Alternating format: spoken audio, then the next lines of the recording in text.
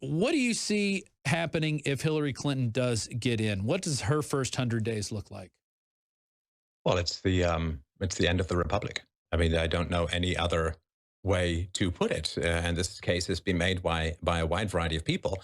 But the case, very briefly, is this: that she's going to legalize tens of millions of illegal immigrants who are going to be an absolutely unstoppable, unblockable voting base for the left from here to eternity. And that means that you may end up with some vestigial remnant, like I still have a little bit of a monkey tail, but you might end up with some vestigial remnant of the Republican Party in American politics. But all they will be is a sort of fig leaf to cover the endless predations of leftism. They will have to conform to the left.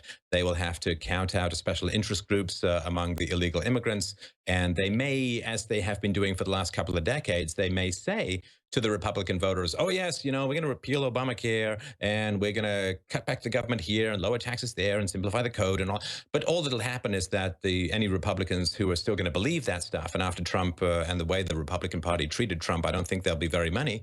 All of those people will end up voting for the Republicans, and then the Republicans will end up betraying them to the dominant voting bloc. And we've seen, of course, this happen in Argentina and other places, right? Argentina in the Second World War had the same per capita income as America and was poised to be a free market economy, just as Chile managed to sort of survive its way through.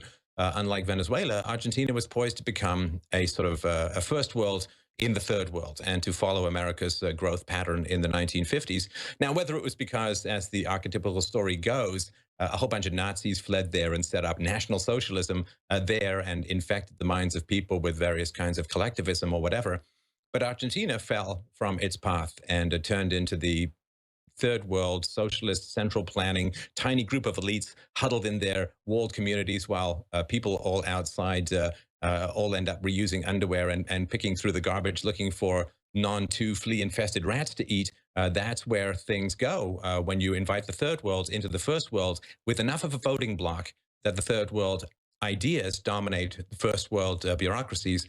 Well, you end up with the third world. I mean, a culture can take a certain amount of enrichment by having other cultures come in, but you need to have time to blend. If you add enough lemon to your bacon, you don't end up with lemon bacon, you just end up with lemon. And that, of course, is the problem. So to me, it will be the end of the two-party system, which is already a big enough problem.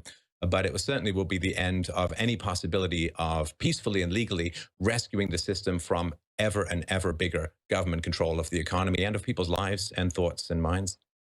Well, I tell you, if we could get these words out to 100 million people right now, maybe we could change some minds before. I'll say them louder. Say them louder. Okay. Hang on. Socialism bad. Free market good.